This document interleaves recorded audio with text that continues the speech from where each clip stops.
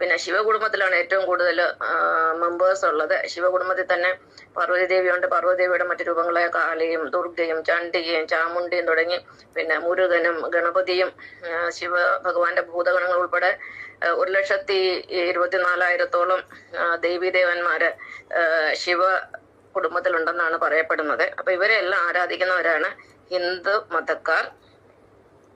ഇതിൽ സകല ആചാര അനാചാര ദുരാചാര ആഭിചാരങ്ങളെല്ലാം ഉണ്ട്. ഇപ്പോഴും ഹിന്ദുമതത്തിൽ ബലി നടക്കുന്ന പല സ്ഥലങ്ങളുണ്ട്. എനിക്ക് നേരിട്ടറിയാം. ഈ അടുത്ത സമയത്ത് തമിഴ്നാട്ടിൽ ഏതോ ഒരു പുരോഹിതൻ ഒരു ആടിനെ പിന്നെ കഴുത്തറക്കാതെ തന്നെ കടിച്ചു കൊന്നു. എന്നിട്ട് അതിന്റെ ചോര കുടിച്ചു. എന്നിട്ട് അയാൾ മരിച്ചുപോയി. പിന്നെ ഈ എന്താ പറയുന്നത്, ദളിതര് അയ്യപ്പൻ ചേട്ടത്തിയൊക്കെ കൂട്ടത്തിലുള്ളവർ ഇപ്പോഴും കോഴിയൊക്കെ ബലി കൊടുക്കുന്ന ആളുകളാണ്. അപ്പൊ ഹിന്ദുമതത്തിൽ അനാചാരങ്ങൾ ഇപ്പോഴും ഉണ്ട്. ഇതൊക്കെ മാറ്റേണ്ട കാലം അതിക്രമിച്ചിരിക്കുന്നു. അപ്പൊ ഹിന്ദുമതത്തിന് മാനവരുടെ മതം എന്ന് പറയാം, ബ്രഹ്മാവിന്റെ മതം എന്ന് പറയാം. അപ്പൊ ആദ്യത്തെ മതം എന്ന് പറയുന്നത് വൈഷ്ണവ മതമാണ്. അവർക്ക് ഒരു ദൈവമേ ഉള്ളത്, വിഷ്ണുവാണ് അവരുടെ ദൈവം. അതായത് യേശുക്രിസ്തു എന്ന് പറയുന്ന വിഷ്ണുവതാരമാണ്.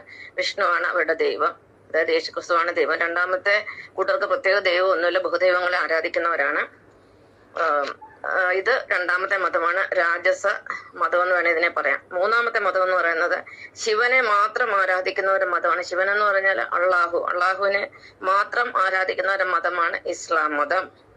ഇതിനെ നമ്മൾ അസുര മതം എന്നും പറയുന്നു. കാരണം ഇതിൽ പാപകർമ്മങ്ങളായ മൃഗബലി, ദൈവത്തിനു വേണ്ടി മറ്റൊരു ദൈവ സൃഷ്ടിയെ ബലി കൊടുക്കുന്നത് ഏറ്റവും വലിയ പാപമാണ്. അപ്പം ദൈവത്തിന്റെ സൃഷ്ടികളെ ബലി കൊടുക്കുന്ന കർമ്മമായ ആ പാപകർമ്മം ചെയ്യുന്നത് ഇസ്ലാമിലാണ്. എന്തുമാത്രം മൃഗങ്ങളെയാണ് ബലി കൊടുക്കുന്നത്, കൂടാതെ എന്തുമാത്രം മൃഗങ്ങളെയാണ് ഭക്ഷണത്തിന് വേണ്ടിയാലും ഈ കൂട്ടർ കശാപ്പ് ചെയ്യുന്നത്. പിന്നെ അതുപോലെ ഈശ്വരൻ സൃഷ്ടിച്ചു കൊടുത്ത അവയവത്തെ അവര് പരിച്ഛേദനം ചെയ്യുന്നു, അതായത് ലിംഗപരിച്ഛേദനം, സുന്നത്ത് സർക്കംസിഷൻ ചെയ്യുന്നു. ഇതും പാപകർമ്മമാണ്.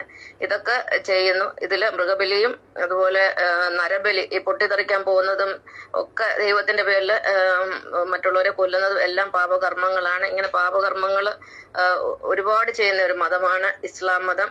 ഇത് മൂന്നാം നിരയിലുള്ള അല്ലെ മൂന്നാമത്തെ തരത്തിലുള്ള മതമാണ്. ഇത് ഭഗവാൻ ശിവന്റെ മതമാണ്. ഇതിനെ ശൈവ മതമെന്ന് പറയുന്നു. ഇതിനകത്തും ഒരുപാട് അസമത്വം ഉണ്ട്, അടിമത്വം ഉണ്ട്. സ്ത്രീകളെ അടിമയാക്കി വയ്ക്കുന്നു. അസമത്വം എന്ന് പറഞ്ഞാൽ സ്ത്രീകൾക്ക് പ്രാതിനിധ്യം കൊടുക്കുന്നില്ല, പുരുഷ മേധാവിത്വമാണ് ഇവിടെ നടക്കുന്നത്. പിന്നെ സകല ദുരാചാരങ്ങളും ഒക്കെ ഇതിനകത്തും ഉണ്ട്. അതുകൊണ്ട് ഇതൊരു ശ്രേഷ്ഠമായ മതമല്ല, ഒരിക്കലും ഒരു ശ്രേഷ്ഠമായ മതമല്ല. അപ്പൊ ഇതാണ് മതങ്ങളെ കുറിച്ചുള്ള അറിവ്. ഇപ്പൊ 3 തരം മനുഷ്യരുണ്ട് ലോകത്ത്. അതായത് നമ്മളിലെല്ലാം ബ്രഹ്മാ വിഷ്ണു മഹേശ്വരൻ ഉണ്ടെങ്കിലും ഈ 3 തരം ആരാധന അടിസ്ഥാനമാക്കി 3 തരം മതങ്ങൾ ഈ ലോകത്ത് നിലനിൽക്കുന്നു.